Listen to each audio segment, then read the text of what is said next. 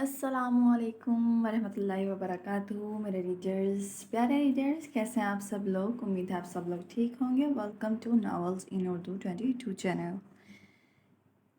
तो आज हम आप लोगों के लिए लाए हैं मेगा एपिसोड। तो जल्दी से पहले लाइक कर दें, क्योंकि एपिसोड पढ़ने के बाद तो आप वाह वाह करेंगे ही, लेकिन उससे पहले अगर आप लोग लाइक कर देंगे तो और भी अच्छा हो जाएगा। जो आज हमारे चैनल पर न्यू आए हैं सब्सक्राइबर्स, उनसे भी हम यही रिक्वेस्ट करेंगे कि हमारा चैनल नॉवेल्स इन उर्दू 22 चैनल सब्सक्राइब कर दें, बेल आइकन प्रेस कर दें, ताकि जब भी आपको नई एपिसोड आए तो नोटिफिकेशन आप लोगों को जल्दी मिल जाया करे। पिछले एपिसोड पर अभी तक कमेंट्स का टारगेट पूरा तो नहीं हुआ, लेकिन मैंने सिर्फ उन रीडर्स के लिए जो डेली हमारे लिए कमेंट्स करते हैं, हमें सपोर्ट करते हैं, इतना प्यार दिखाते हैं, उनके लिए आज मैंने फिर से मेगा एपिसोड दी है। तो चले हम आज एपिसोड को शुरू करते हैं। इश्क का मकबरा, राइटर एमन रज़ा, एपिसोड नंबर 28। उस पर रहम करने की कोई ज़रूरत नहीं। उसने सफ़ेद हवेली की इज्जत पर नकब लगाई है, उसे सज़ा मिलनी ही चाहिए। शेरदिल बलोच सुर्ख आंखों से उसे ठोकरों की नज़र करता हुआ बोला। एपिसोड में अगर कोई स्पेलिंग मिस्टेक्स हों तो उसको इग्नोर कीजिएगा, क्योंकि आज मेरे पास टाइम नहीं था कि मैं रिकॉर्ड भी कर सकूं और गलतियां भी निकाल सकूं, इसलिए दरगुजर कीजिएगा। रुक जाओ शेरदिल बलोच, सज़ा तो उसे मिलकर रहेगी, मगर गांव के सामने इबरत का निशान बनाकर। दस्तार बलोच लहूरंग आंखों से बोले। ले जाओ इसे और सामने लगे बरगद के दरख्त से बांध दो इसे। सुबह होते ही सबके सामने इसे संसार कर दिया जाएगा। इस पर तब तक पत्थर बरसाए जाएंगे जब तक दर्द सहते सहते इसका दम ना निकल जाए।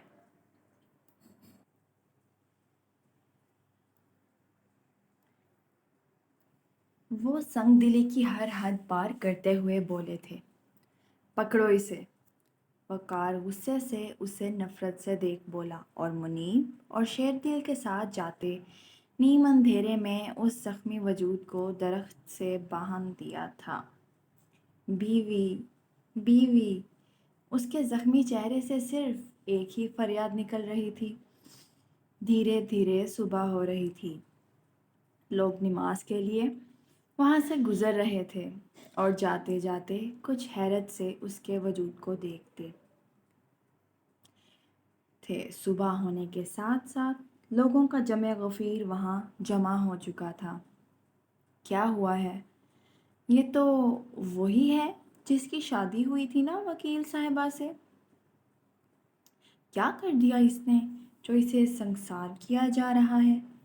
ऐसी बहुत सी हैरत ज़दा और सर्द सी आवाज़ें थीं जो वहाँ भिनभिनाहट की मानिंद गूंज रही थीं।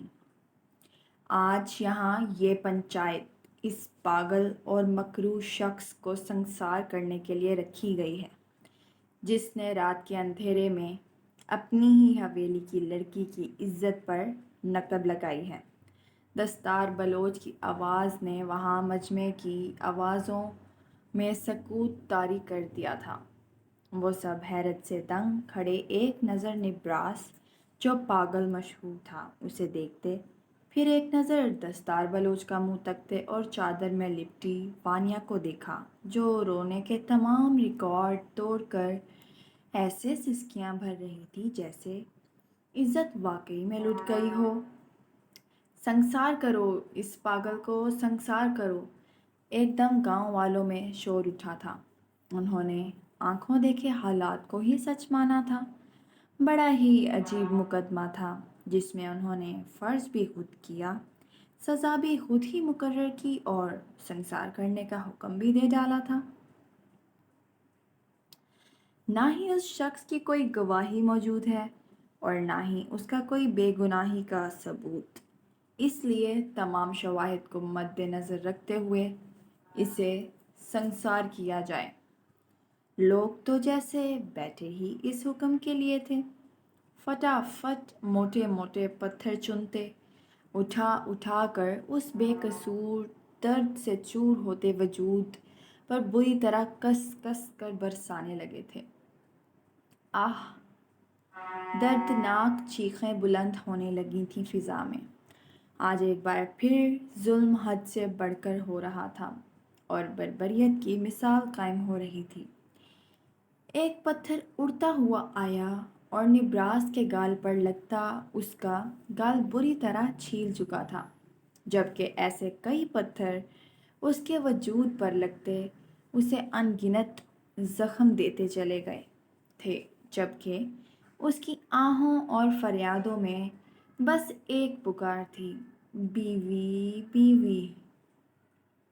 وہ زور سے جی جان لگاتے چلایا تھا کہ کہیں سے اس کی بیوی آ کر فرشتے کی مانند اسے بچا لے گی، مگر اس کی دعا جیسے رد کر دی گئی تھی۔ کانوں میں عجیب سا مشینوں کا شور گونج رہا تھا۔ آہستہ آہستہ آنکھوں کے آگے سے اندھیرا چھٹ رہا تھا، منظر دھندلا رہا تھا اور آہستہ آہستہ یہی منظر واضح ہونے لگا تھا۔ جہاں آنکھیں کھولتے ہی تیز روشنی میں اس کی آنکھیں چندیاں دی تھیں، وہیں پر اوپر ہی اس کے کئی بلب روشن تھے۔ اطراف میں نظریں گئیں تو مشینوں کی طرف دیکھتے ہوئے اس نے ناسمجھی سے سوچا تھا کہ آخر وہ اس وقت کہاں تھی۔ اپنے ہاتھوں پر نگاہ گئی، جہاں مختلف سوئیاں دونوں ہاتھوں میں انجیکٹ کی گئی تھیں۔ یقیناً وہ کسی قسم کی ڈرپس تھیں جو اسے وقت طاقت دینے کے لیے لگائی گئی تھیں، مگر وہ اس وقت تھی کہاں؟ یہ سوال اس کے ذہن میں زور و شور سے گونج رہا تھا۔ آہستہ آہستہ اس کے سوچنے کی اور سمجھنے کی صلاحیت جیسے ہی اجاگر ہوئی، وہ جان گئی تھی کہ وہ اس وقت ہاسپٹل میں تھی، مگر کیوں تھی؟ اب یہ سوال اس کے ذہن میں گونج رہا تھا، مگر جیسے ہی اس کالی رات کا وہ سیاہ اور منحوس منظر اس کی آنکھوں میں واضح ہوتا گیا، اسے سب کچھ یاد آتا گیا تھا کہ کیسے اس کی ساس اور زیدان کی ماں نے مل کر اس پر گھنونے الزام لگائے، اس کے بیٹے کو ناجائز کہا اور کبیر کی آنکھوں کے سامنے اس کے گھر سے دربدر کر دیا، اور وہ کچھ نہ کر پائی تھی، اور کبیر اس کی آنکھوں میں اس کے لیے شک اور حقارت نہ تھی، مگر وہ اسے روکنے کے لیے بھی تو نہ بڑھا تھا۔ وہ تلخی سے سوچ کر رہ گئی۔ یہ دل سوز واقعہ بس یہیں تمام نہیں ہوا تھا، بلکہ اس کی آنکھوں کے سامنے اس کا بچہ زندگی ہار گیا تھا۔ یہ سوچ آتے ہی وہ جھٹکے سے اٹھ بیٹھی تھی اور اپنے سے تمام نیڈلز نوچ کر اتارنے لگی تھی۔ فارس، فارس کہاں ہو تم میری جان؟ فارس، ماما بلا رہی ہیں بچہ، کہاں ہو؟ ماما کو چھوڑ کر کہاں چلے گئے؟ وہ جھٹکے سے اٹھتی ہوئی زور زور سے چیخنے لگی تھی، ہاتھوں سے ڈرپس اتارتے اس کی کلائیوں اور پشت سے خون بہہ نکلا تھا۔ شور سنتے ہی نرس اندر بھاگ کر آئی تھیں ایک دم، اور اسے دونوں ہاتھوں سے تھامنے لگی تھیں، مگر وہ ماں تھی، بے بس ماں، جو پھٹتے دل اور چھلنی ہوتے کلیجے سے زور زور سے چلا رہی تھی، اپنا چہرہ نوچ رہی تھی، اپنے بال دبوچ رہی تھی کہ آخر کہاں تھا اس کا بچہ؟ کیا اس کو اس کا آخری چہرہ دیکھنا بھی نصیب نہیں ہوا تھا؟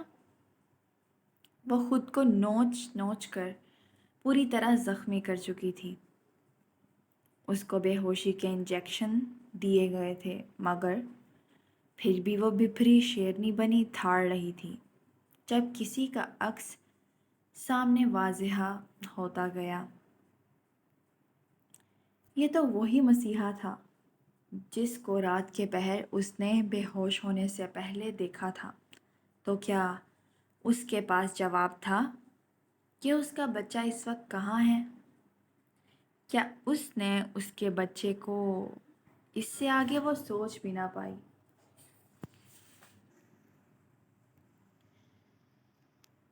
اس سے آگے وہ سوچ بھی نہ پائی۔ کہاں ہے میرا بچہ؟ پلیز بتاؤ مجھے، کہاں ہے؟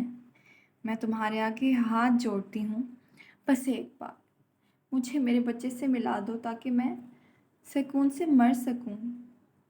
وہ بلکتی ہوئی اس کے دونوں ہاتھ تھامتی ہوئی بولی تھی، جبکہ مقابل کی نظریں ایک دم سپاٹ تھیں، بغیر کسی تاثر کے، اور صرف ایک ہی بات کہی تھی اس نے: اگر میں تمہارے بچے سے تمہیں ملوانے لے چلوں تو کیا یہ رونا دھونا بند کر دو گی تم؟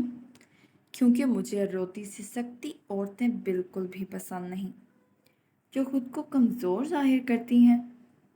ایک شرط ہے میری تمہارے بچے سے تمہیں ملوانے کی، کہ آئندہ مجھے تمہاری آنکھ میں یہ بے بسی کا ایک آنسو نہ نظر آئے۔ اگر میں نے یہ آنسو دوبارہ تمہاری آنکھوں میں حائل ہوتے دیکھا تو اپنے بچے کو تمام عمر نہیں دیکھ پاؤ گی تم۔ بولو، منظور ہے؟ اس مسیحا کو اپنے آگے جھکے دیکھ اٹل لہجے میں پوچھتے وہ دو پلکوں منجمد ہو گئی تھی۔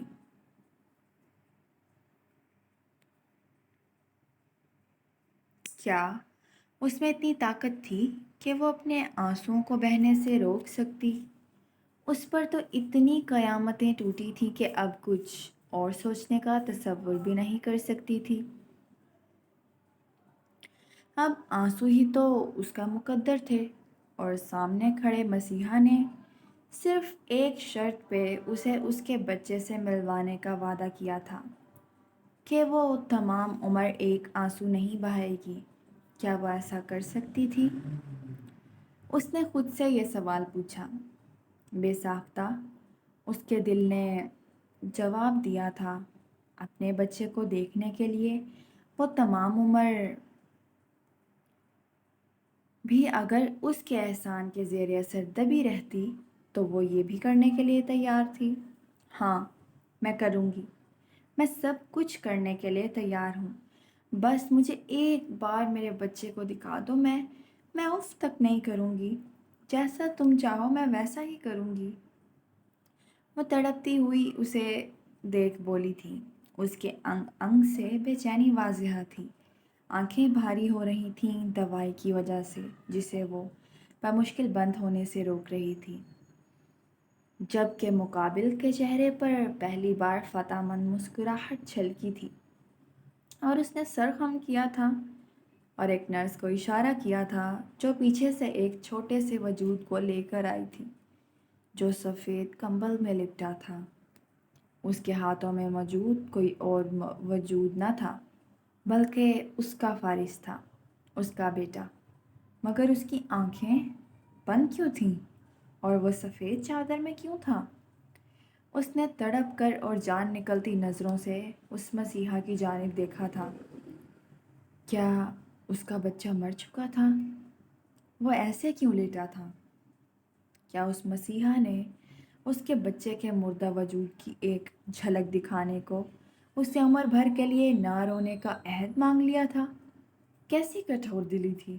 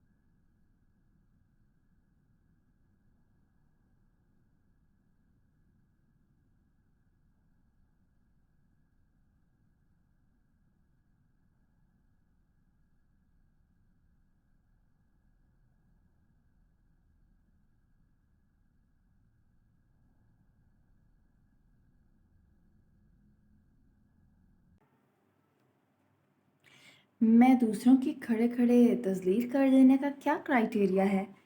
वो उनसे दो दो हाथ करने के लिए सामने खड़ा होता हुआ, उनकी आंखों में आंखें डालता हुआ अपने ज़िद्दी लहजे में पूछने लगा था।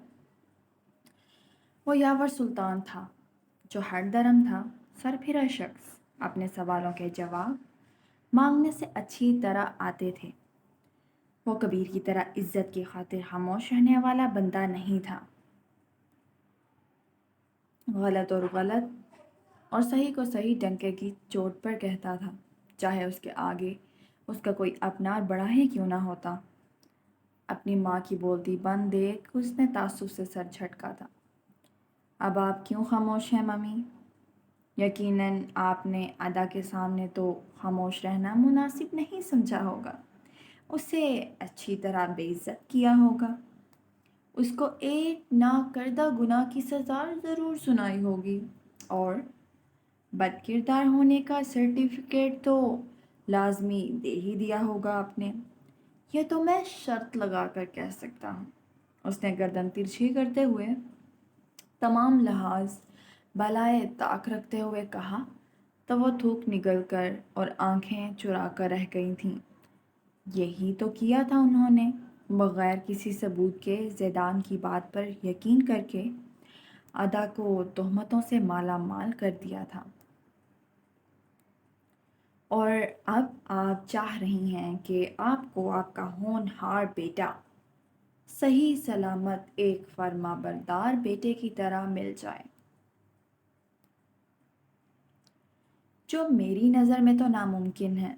उसकी बीवी को, उसकी मोहब्बत को आपने रात की तन्हाई में घर से बाहर निकाला है, ये जानते बूझते कि बाहर की दुनिया कैसे वहशियों से भरी हुई है। उस पर कोई आफत तो नहीं आ गई होगी, या उस वक्त वो एक रात में बरसती बारिश में एक नन्हे बच्चे को लेकर कहाँ जाएगी? उसको तो छोड़ें, वो तो फिर एक औरत है। मगर आपने तो उस नन्हे बच्चे का भी ख्याल नहीं किया कि वो ये ठंडी बारिश कैसे बर्दाश्त कर पाएगा। वो बीमार पड़ सकता है। खुदा ना खास्ता उसे कुछ हो सकता है, मगर आपको इससे क्या मामा? आपके लिए तो आपके अपने खून के रिश्ते अजीज हैं। दुनिया चाहे भाड़ में। आज की दुनिया में भी आप लोग एक शख्स को उसके माजी की बुना पर जज करते हैं, ये जाने बगैर कि वो बंदा हाल में कितना बदल चुका है। मगर आप जैसे लोग उसके माजी को याद दिलाते हुए भी उसे ज़िंदा नहीं रहने देते, बल्कि उसे जीते जी मार देते हैं। वो गुस्से से कहता हुआ ताली बजाते आज उनको हकीकत का आईना दिखाते हुए बोला था, जिस पर वो सख्ते की कैफियत में सोफे पर ढह गई थीं। मामा, आज मुझे अफसोस से कहना पड़ रहा है कि आप हमारी अच्छी तरबियत नहीं कर पाई। आपने हमें सब कुछ दिया, बस आपके पास हमें देने के लिए वक्त ही नहीं था। आप हमें ये समझा ही नहीं पाई कि सच्ची मोहब्बत कहते किसे हैं। अगर आज आपने हमें वक्त दिया होता, लोगों की परख सिखाई होती, तो आज हमारे हालात ऐसे ना होते। हम यूँ बुरी तरह ना हारते अपनी ज़िंदगी में। अमरहा ने अपनी माँ के कदमों में बैठते हुए शिकस्ता लहजे में कहा था, जिसे देख यावर सुल्तान तड़प गया था और नफ़ी में सर हिलाते हुए उसे झटके से उठाया था। अमरहा, ये कभी मत भूलना कि तुम अमरहा यावर सुल्तान हो, जिसकी जगह कदमों में नहीं बल्कि मेरे शाना बशाना है, जो किसी के आगे झुकती अच्छी नहीं लगती। तुम मेरा गरूर हो, जो हमेशा सजा हुआ ही अच्छा लगता है। वो उसकी ठोड़ी को फ़ख्र से उठाते हुए बोला, जिस पर वो नम आँखों से मुस्कुराई थी मगर सिसकती हुई बोली थी।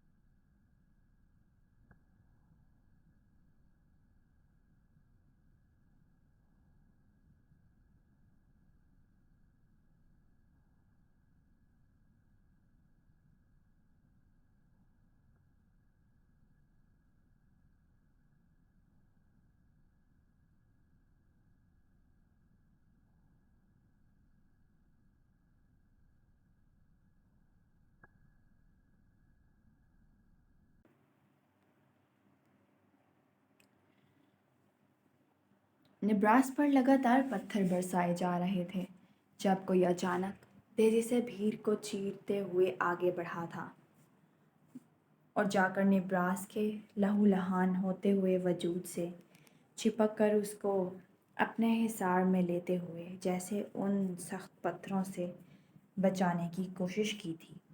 وہ شخص کوئی اور نہیں بلکہ نازلی تھی، جس کا کلیجہ نبراس کو اس حال میں دیکھ منہ کو آ گیا تھا۔ وہ تو اس کو صحیح سلامت تابش کے بھروسے چھوڑ کے گئی تھی، مگر پھر ایسا کیا ہو گیا تھا ایک ہی رات میں کہ وہ سب اس کی جان لینے پر تلے بیٹھے تھے؟ اچانک اس کے بیچ میں آ جانے سے پتھر اب اس کا وجود چھلنی کرنے لگے تھے۔ جب ایک دم اس نے اس بھرے مجمع کی طرف رخ کیا تھا، ایک پتھر آ کر اڑتا ہوا اس کے ماتھے پر لگتا اس کا ماتھا زخمی کر گیا تھا اور خون ٹپ ٹپ اس کے ماتھے سے برسنے لگا تھا، ٹپکنے لگا تھا۔ بیوی! نبراس بھی زور سے چیخا تھا اس کے زخم پر، مگر وہ ساکت کھڑی خونخوار نگاہوں سے گاؤں والوں کو تک رہی تھی۔ جبڑے زور سے بھینچ رکھے تھے، جبکہ گردن کی رگیں ابھرتی اس کے ضبط کا پتہ دے رہی تھیں۔ اس کے زخمی ہونے پر شیردل بلوچ زور سے چیختے ہوئے اس کے قریب آیا تھا۔ یہ کیا کر رہی ہیں آپ میڈم جی؟ ہٹ جائیے راستے سے، یہ اسی سزا کا مستحق ہے۔ اس نے بدکاری کرنی چاہی، ہماری عزت کو نیلام کرنا چاہا۔ آپ کا یہ پاگل شوہر جتنا پاگل دکھتا ہے اتنا ہے نہیں، سب پتہ ہے اسے۔ آپ ہٹیے، ہٹیے راستے سے، آپ کو لگ گئی ہے، خون بہہ رہا ہے۔ وہ اس کا ماتھا ایک دم چھو کر پریشانی سے بولا تھا۔ وہ لاکھ برا سہی، مگر نازلی کے زخم پر درد اس جیسے کٹھور دل کو بھی ہوا تھا۔ وہ اسے جھٹکے سے دھکا دیتی زمین پر گرانے کا سبب بنی تھی، جس پر وہ بل کھا کر رہ گیا تھا۔ آخر کیا تھی یہ لڑکی جو اتنا سب کچھ دیکھنے کے باوجود بھی اس کی بات پر یقین نہیں کر رہی تھی؟ وہ تو خود بھی لڑکیوں کے حق میں کھڑی ہونے والی ایک مضبوط عورت تھی، تو پھر وہ اس کی بات کا یقین کیوں نہیں کر رہی تھی؟ تم ہوتے کون ہو شیردل بلوچ، میرے شوہر کو سزا دینے والے؟ بولو، آخر تم فیصلہ کرنے والے ہوتے کون ہو؟ وہ ناگن کی طرح پھنکاری تھی۔ انہوں نے اس کے شوہر کو بندی بنایا تھا اور گاؤں والے اسے سنسار کر رہے تھے۔ ان کی ہمت کیسے ہوئی تھی آخر بغیر کچھ جانے اسے یوں سزا دینے کی، وہ بھی اس وقت جب اس کے حق میں کوئی گواہی دینے والا بھی موجود نہ تھا۔ خبردار، جو ایک بھی پتھر کسی نے اٹھا کر میرے شوہر کو مارنے کی کوشش کی، یہیں زندہ زمین میں دفنا دوں گی۔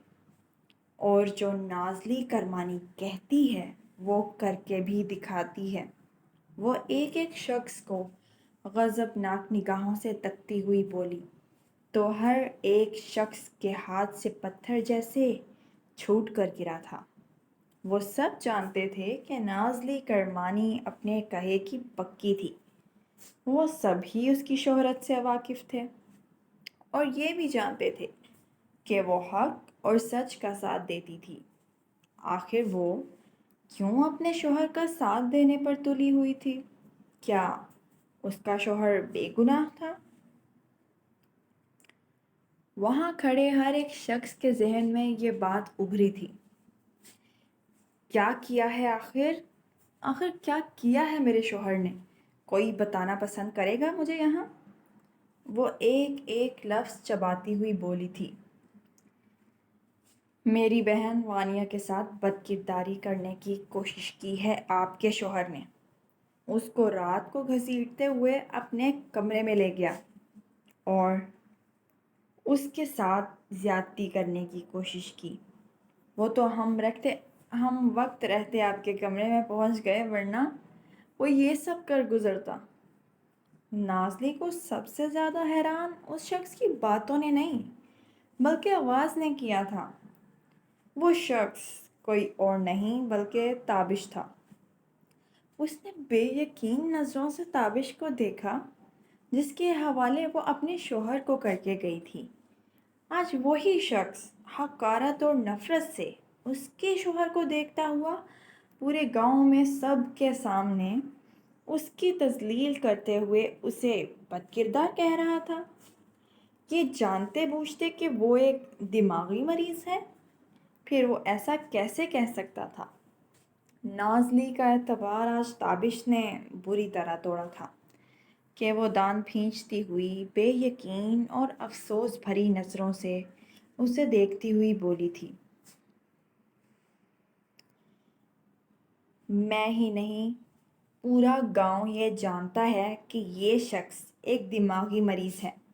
یہ سب جانتے بوجھتے کہ یہ شخص ذہنی یا جسمانی طور پر اس طرح کی کوئی بھی بدکاری کرنے کی صلاحیت نہیں رکھتا۔ تم اس پر یہ الزام لگا رہے ہو، وہ ایک ایک لفظ زور سے کہتی ہوئی پورے مجمع کو ساکت کرنے کا باعث بنی تھی۔ شاید آپ نے میری بات پوری سنی نہیں، وانیا نے سب کو چیخ چیخ کر بلایا۔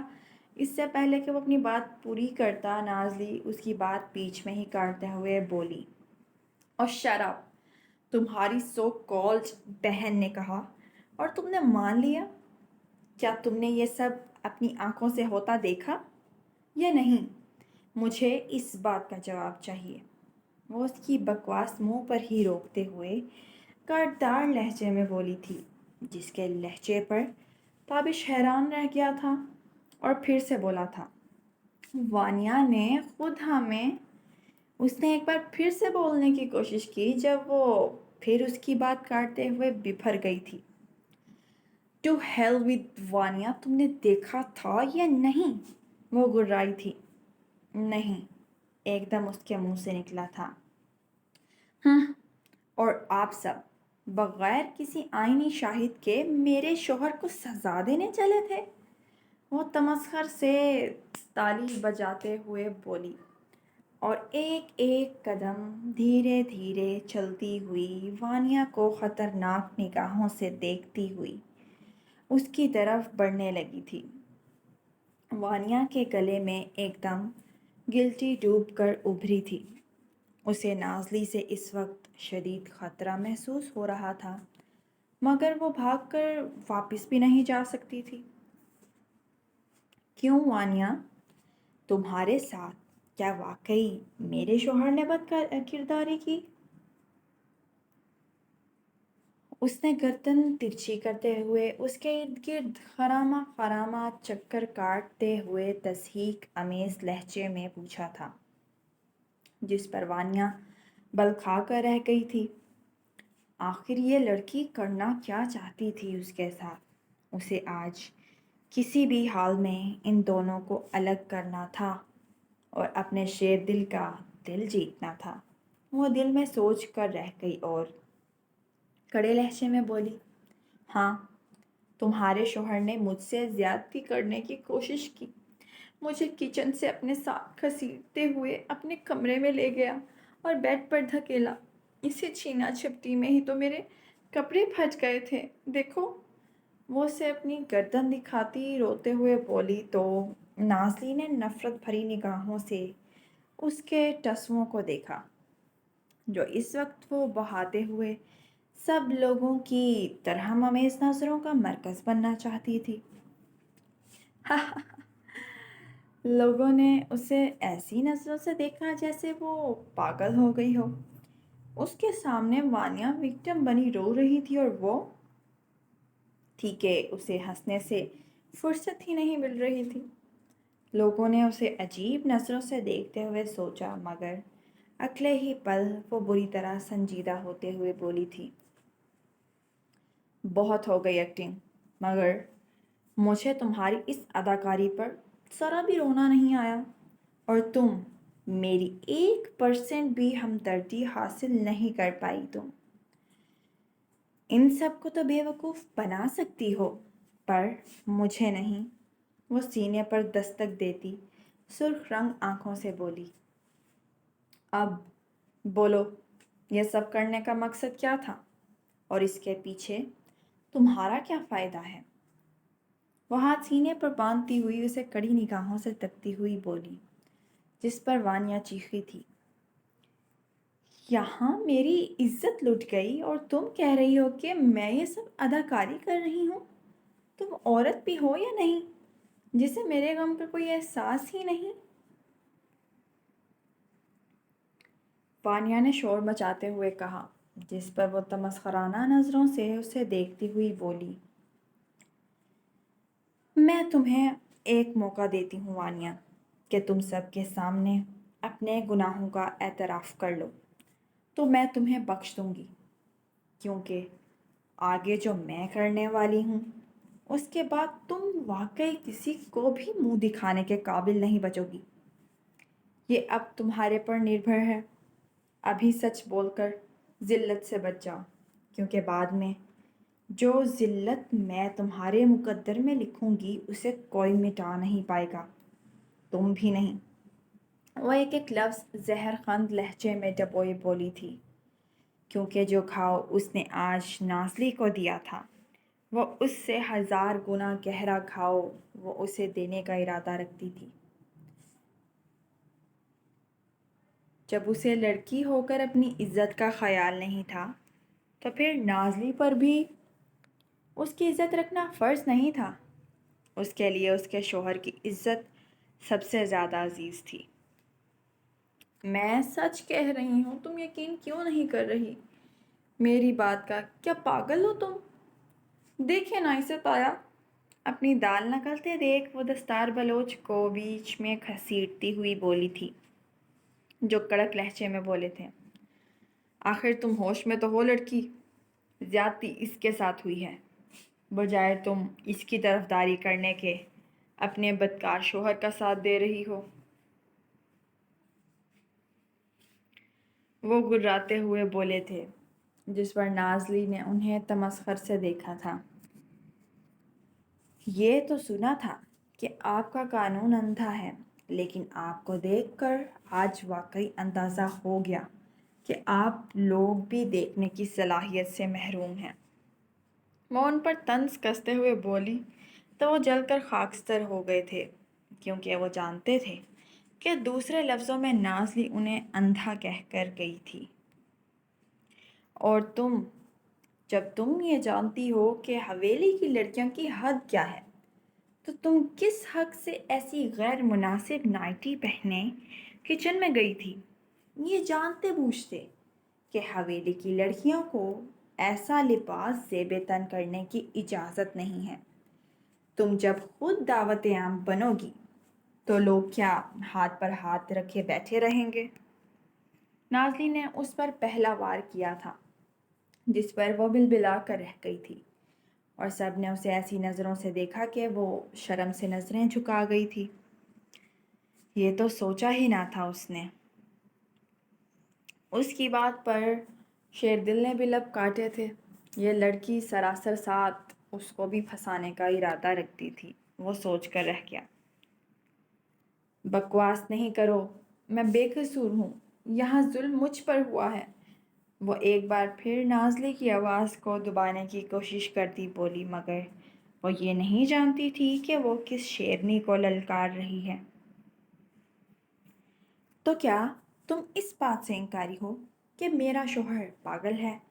وہ دو بدو بولی. میں نے ایسا کب کہا؟ وہ اٹکی. ارے ابھی تو تم نے ہی کہا کہ نبراس نے تمہارے ساتھ زیادتی کرنے کی کوشش کی ہے.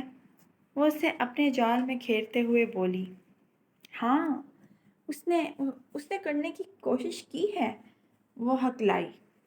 تو کون سا پاگل شخص کسی سے زیادتی کرنے کی صلاحیت رکھتا ہے؟ یا تم مجھے بتاؤ کیا ڈاکٹر جھوٹ کہہ رہے ہیں؟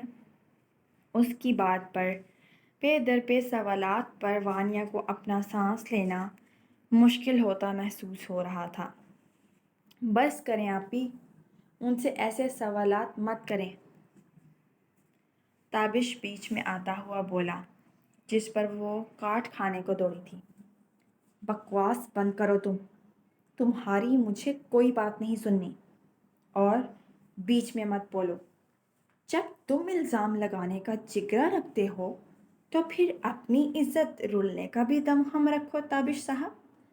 تمہاری بہن کی عزت ہے، اور میری شوہر کی عزت کا کیا؟ ہاں، اس کو سب کے سامنے ذلیل و رسوا کرتے ہوئے تمہیں ذرا شرم نہیں آئی؟ اور بات جب تمہاری اپنی بہن کی عزت پر آئی ہے تو تڑپ رہی ہو۔ واہ تمہارے ڈبل سٹینڈرڈ کے۔ وہ تالی بجاتے ہوئے اسے خونخوار نظروں سے دیکھتی بولتی دوبارہ وانیا کی طرف مڑی تھی۔ تو ہاں، کیا کہہ رہی تھی میں؟ وانیا بے ساختہ شمس صاحب کے پیچھے چھپنے کی کوشش کرنے لگی تھی، جو غصے سے نازلی کو ہی گھور رہے تھے۔ میں تمہیں آخری موقع دے رہی ہوں وانیا، اپنی حقیقت تسلیم کر لو اور سب کو سچ بتا دو، ورنہ میں سچ بتانے پر آ گئی تو تم کسی کو منہ دکھانے کے قابل نہیں رہو گی۔ اس نے آخری بار وانیا کو موقع دینا چاہا تھا کہ وہ اپنی عزت کا کچھ تو احساس کر لے، مگر وانیا ایسے لوگوں میں سے نہیں تھی۔ تمہارے شوہر نے ہی مجھ سے زیادتی کی ہے، وہ ہٹ دھرمی سے بولی۔ تو نازلی کا صبر یہاں تمام ہوا تھا۔ کیا گارنٹی ہے کہ تم کردار کی صاف ہو؟ یہ بھی تو ہو سکتا ہے بد کردار تم ہو۔ اس کے ایک دم سے وانیا کو بد کردار کہہ دینے پر حویلی والے چیخے تھے، یہ کیا کہہ رہی ہو تم لڑکی؟ وہ سب چلائے۔ وہی کہہ رہی ہوں جو سچ ہے۔ میرا شوہر بد کردار نہیں، بلکہ آپ کی بیٹی بد کردار ہے، جو شادی سے پہلے ہی زنا کر چکی ہو۔ وہ سب کام یہ کر گزری ہے جو شادی کے بعد ایک لڑکی کو زیب دیتے ہیں، چاہے ایک لڑکے کے ساتھ رات گزارنا۔ چٹاخ! ایک تھپڑ کی گونج اٹھی تھی۔ تو جی ریڈرز، کیسی لگی آپ کو آج کی زبردست سی لانگ ایپیسوڈ؟ آج نازلی کے بہت سارے سینز تھے اور لاجواب سینز تھے، یہ تو میں جانتی ہوں۔ اب آپ لوگوں نے بتانا ہے کہ آپ لوگوں کو سب سے زیادہ پسندیدہ ڈائلاگ کون سا لگا، کون سی بات لگی اور کون سا سین لگا ہے، یہ آپ لوگ مجھے دو کمنٹس کر کے لانگ سے لازمی ریویو دیں گے۔ آج کے ایپیسوڈ کا جتنا میں نے لانگ ایپیسوڈ لکھی ہے اتنا ہی مجھے رسپانس بھی اچھا چاہیے۔ اگر آپ لوگ کل بھی ایسے ہی ایپیسوڈ چاہتے ہیں، دھماکے دار سی سبسکرائبرز کا ٹارگیٹ پورا کر دیں جو 6K ہے، 6K سبسکرائبرز پورے کر دیں اور 100 کمنٹس کا ٹارگیٹ پورا کر دیں۔